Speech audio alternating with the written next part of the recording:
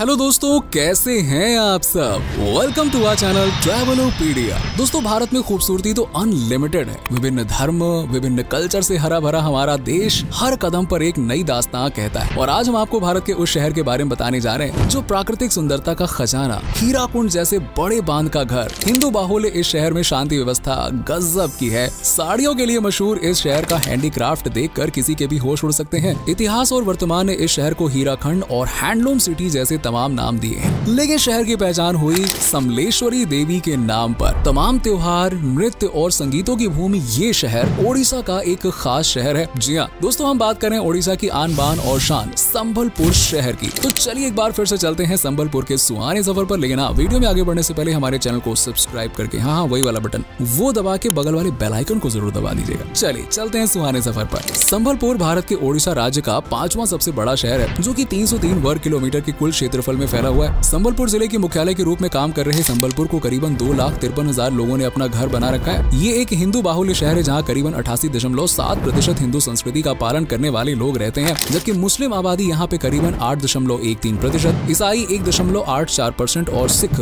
0.86% है। Population density की बात करें तो यहाँ प्रति वर्ग किलोमीटर पर 157 लोग रहते हैं। प्रति 1000 पुरुषों पर 976 महिलाओं की ये नगरी मंदिरों की घंटी, मस्जिद की अजान, सकरी गलियों में पर्यटकों की सैर और बरामदे में बैठी महिलाओं की हंसी ठिठोलियों से हर पल यहाँ पे बेहतरीन गुजरता रहता है। एक महानगरीय क्षेत्र होने के साथ साथ संबलपुर एक जिला भी है, जो कुल 20 तहसीलों में बटा हुआ है, जबकि इसकी सीमाएं कई दूसरे जिलों से मिलती हैं, जिनमें उत्तर में सुंदरगढ़, दक्षिण में सुवर्णापुर और अंगुल, पूर्व में देवगढ़ और पश्चिम में बारगढ़ और झारसुगुड़ा जिला मौजूद है। दोस्तों, संबलपुर की मौजूदा संस्कृति आदिवासी लोगों के रहन सहन और रीति रिवाजों से मोस्टली इंस्पायर है। प्रेजेंट टाइम में यहाँ आदिवासियों की लगभग 35.8% आबादी पूरे संबलपुर में फैली हुई है। शहर का एजुकेशन सिस्टम हर दिन बहुत ही सुधर रहा है। संबलपुर का लिटरेसी रेट आज 85.53% का है, जिसमें पुरुष 90.51, जबकि महिलाएं 80.27% शिक्षित हैं। वैसे तो शहर की आधिकारिक भाषा ओडिया है, लेकिन ओडिया के अलावा संबलपुरी लोग हिंदी और संबलपुरी भाषा का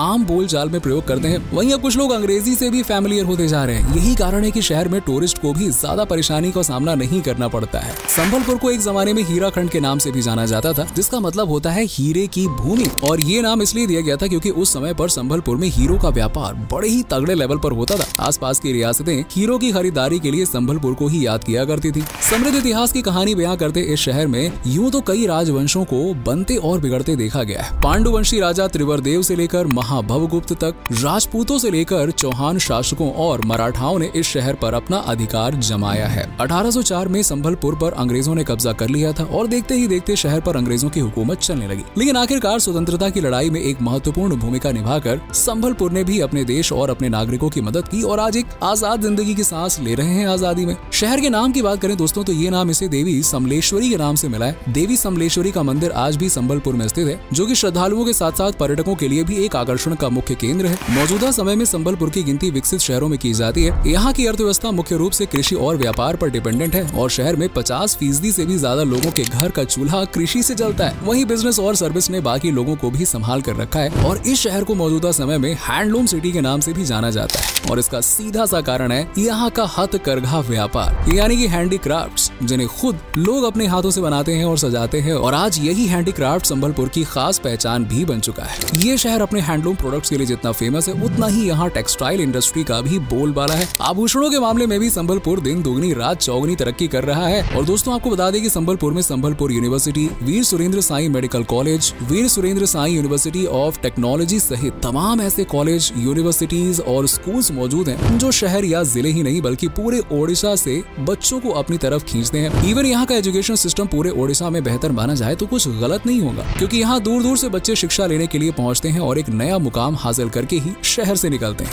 संबलपुरी साड़ियाँ, पर्यटन स्थल, गजब का स्वाद और लुभावनी खूबसूरती इस शहर की शान और जान बनी हुई है। संबलपुरी साड़ियों के लिए ये शहर दुनिया भर में पहचाना जाता है, जिनकी सुंदरता और बनावट देखकर तो महिलाएं अपना दिल ही हार बैठती हैं, जिसे हाथ से बुनते हैं। और ये ओडिशा के पारंपरिक पहनावे का हिस्सा है। वैसे तो होली, दिवाली, ईद, दशहरा जैसे तमाम उत्सव इस शहर की संस्कृति का हिस्सा है, लेकिन कुछ त्योहार ऐसे भी हैं जो सिर्फ संबलपुर में ही देखने को मिलते हैं और कहीं नहीं, जैसे कि नुआखाई, जो कि संबलपुर सहित पूरे पश्चिमी ओडिशा में धूमधाम से मनाया जाता है। ये असल में नए चावल का जश्न है जिसे आप फसलों का त्योहार मान सकते हैं। इसके बाद बात आती है रथ यात्रा की, जो पूरे ओडिशा में सबसे ज्यादा पसंद किया जाता है। आपने श्री जगन्नाथ रथ यात्रा के बारे में तो सुना ही होगा। जी हाँ, ये वही है। शहर के लगभग हर गाँव में जगन्नाथ मंदिर है जहाँ से यात्रा निकाली जाती है और इस दौरान जगन्नाथ गुड़ियों के साथ पूरा संबलपुर इस रथ यात्रा का हिस्सा बनता है। साथ ही यहाँ माओ द्वारा अपने बेटों की लंबी उम्र, समृद्धि के लिए पूजा, ज्यूंटिया त्योहार सहित तमाम त्योहार और उत्सव मनाए जाते हैं। वैसे अगर आप संबलपुर घूमने के लिए आना चाहते हैं तो जरा यहाँ के फेमस टूरिस्ट प्लेसेस के बारे में तो जान लीजिए। भारत के तेजी से बदलते शहरों की लिस्ट में शुमार ओडिशा का राजनीतिक और शैक्षणिक केंद्र के रूप में उभरे संबलपुर में सबसे पहले आप घूमने जा सकते हैं समलेश्वरी मंदिर।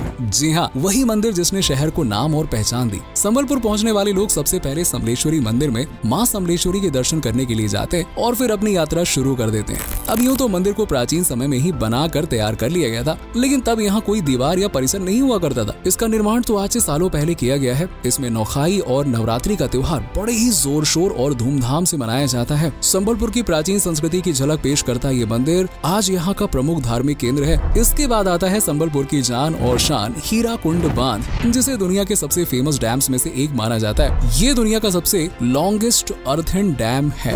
यस, आजादी से पहले ये भारत में पहली नदी घाटी परियोजनाओं में से एक है, जो महानदी में करीबन 5 किलोमीटर की दूरी पर मौजूद है। इस बांध के निर्माण की बात करें तो इसे 1557 में बनाया गया था और ये इंसानों के द्वारा बनाया गया सबसे लंबा बांध और झील है। मैनमेड इस झील का नजारा देखना अपने आप में ही अद्भुत है। बाढ़ पर कंट्रोल रखने और बिजली को मैक्सिमम प्रोड्यूस करने के लिए बना ये बांध 4.8 किलोमीटर लंबा है और 5818 million cubic metre water store करता है। शहर की सुंदरता जितनी यहाँ के मंदिरों से बढ़ती है, भव्यता उतनी ही ज्यादा हीराकुंड डैम की बदौलत निखरती है। ये पूरे ओडिशा के लोगों का सबसे पसंदीदा पिकनिक स्पॉट भी है। वैसे आपको बता दें कि यहाँ पे आप बोटिंग और फिशिंग का मजा भी ले सकते हैं, यानी विदेशों में जाके पैसे वेस्ट करने की क्या जरूरत है यार, क्योंकि विदेशों के मजे आप अपने संबलपुर में भी तो ले सकते हैं ना, वो भी कम दाम में। सही है ना। हीराकुंड रिजर्वेयर में कई द्वीपों में से एक कैटल आइलैंड है, जिसका नाम आपको जितना यूनिक लग रहा है, ये आइलैंड भी उतना ही यूनिक है। कहते हैं कि छोटी सी पहाड़ी पर रहने वाले लोग उस समय यहाँ से चले गए जब हीराकुंड बांध का निर्माण करवाया गया, लेकिन तब उन्होंने अपने जानवरों, पशु पक्षियों को यहीं छोड़ दिया था। बाद में इन्हीं पशुओं के जरिए नई नस्लें इस दुनिया में आई और बन गया कैटल आइलैंड, यानी कि जानवरों का घर। यहाँ रहने वाले पक्षियों में विदेशी पक्षी भी हैं और जानवरों की संख्या आइलैंड पर बहुत तेजी से बढ़ती जा रही है। हालांकि कहते हैं कि आइलैंड पर मिलने वाले हाथी घोड़े अकड़ू और गुस्सैल स्वभाव के होते हैं, इसलिए उनसे सुरक्षा जरूरी है। इसके बाद सबसे बेहतरीन और धार्मिक जगह की बात करें तो दोस्तों ये है हुमा मंदिर, जो दुनिया का एकमात्र ऐसा मंदिर है जिसकी बनावट कुछ झुकी हुई सी है, मानो मंदिर झुककर किसी को प्रणाम कर रहा हो। ये भी अनोखा है यार। ये संबलपुर से करीबन 23 किलोमीटर की दूरी पर साउथ में स्थित है, जो महानदी के किनारे पर मौजूद है और भगवान शिव को समर्पित है। इस मंदिर की खासियत ये है कि यहाँ कुल 3 मंदिर हैं और तीनों के तीनों मंदिर अलग अलग दिशाओं में अलग अलग तरह से झुके हुए हैं। लेकिन हाँ, इस मंदिर को देखने में आपको बड़ा ही आनंद आने वाला है, इसलिए आइएगा जरूर। संबलपुर में शॉपिंग करने का मूड हो तो आप गोल्ड बाजार जा सकते हैं, जो कि यहाँ का मुख्य बाजार है, जहाँ संबलपुर साड़ियों से लेकर हैंडीक्राफ्ट तक, जूते चप्पलों से लेकर डेकोरेशन तक का हर सामान इस बाजार में मिल जाता है। गोल्ड बाजार के अलावा बुद्ध राजा मॉल, सिटी सेंटर मॉल और गणपति प्लाजा शॉपिंग मॉल जैसी तमाम जगहें हैं, जहाँ से आप शॉपिंग कर संबलपुर की यादों को समेटकर अपने साथ ले जा सकते हैं। दोस्तों, शहर छोटा हो या फिर बड़ा, कोई फर्क नहीं पड़ता यार, क्योंकि शहर में असली तड़का तो वहाँ का जायका लगाता है और ऐसा ही जायका संबलपुर में मौजूद है। इस शहर के खाने में ना एक अलग ही स्वाद देखने को मिलता है। यहाँ के खाने की बात ही निराली है। चटपटे से लेकर चाट तक, मीठे से लगभग हर स्वाद संबलपुर में मौजूद है। यहाँ के कुछ फेमस व्यंजनों की बात करें तो इनमें पाकला भात, आलू बैंगन झोल और तली हुई मछलियों की तो है बात ही निराली है। साथ ही मीठे में अगर आप गाजर का हलवा खा लें तो भाई ये तो सोने पे सुहागा वाली बात हो जाती है। अब यूँ तो संबलपुर में हीराकुंड, मानेश्वर और संबलपुर सिटी रेलवे स्टेशन जैसे तमाम स्टेशन हैं, जो यात्रियों को अपनी मंजिल तक पहुँचाते हैं और संबलपुर का रास्ता दिखाते हैं। लेकिन शहर का मुख्य रेलवे स्टेशन है संबलपुर जंक्शन। ये उड़ीसा राज्य सहित पूरे भारत के सबसे बिजीएस्ट रेलवे स्टेशन में से एक है, जहाँ से होकर रोजाना हजारों की संख्या में लोग गुजरते हैं। भारत में लगभग सभी रेलवे स्टेशन से अच्छी तरह से कनेक्टेड ये रेलवे स्टेशन भारत के सबसे बड़े स्टेशन में भी शुमार है। संबलपुर शहर घूमने के मामले में आपकी सोच से कई गुना ज्यादा सस्ता हो सकता है। यहाँ खाने से लेकर रहने तक के लिए आपको बहुत कम पैसे खर्च करने पड़ेंगे। जैसे अगर आप एक एवरेज रूम लेते हैं तो 500 से 700 रुपए में आपका काम हो जाएगा। लेकिन अगर कोई अच्छा होटल या अच्छा रूम चाहिए तो कोई बात नहीं, 1000-2000 तक उड़ाने पड़ेंगे और क्या। वहीं खाने के मामले में आप चाहें तो 100 रुपए में भी अपना पेट भर सकते हैं, क्योंकि इतने में यहाँ आके अच्छे रेस्टोरेंट अच्छी संबलपुरी थाली पेश कर देंगे, जहाँ पे एकदम भर भर के खाना मिलेगा। कुल मिलाकर आप चाहें तो 40 से 50 हजार में भी संबलपुर की सैर कर सकते हैं और चाहे तो लाखों रुपए उड़ा सकते हैं। शॉपिंग करने के लिए बहुत कुछ है यहाँ पे,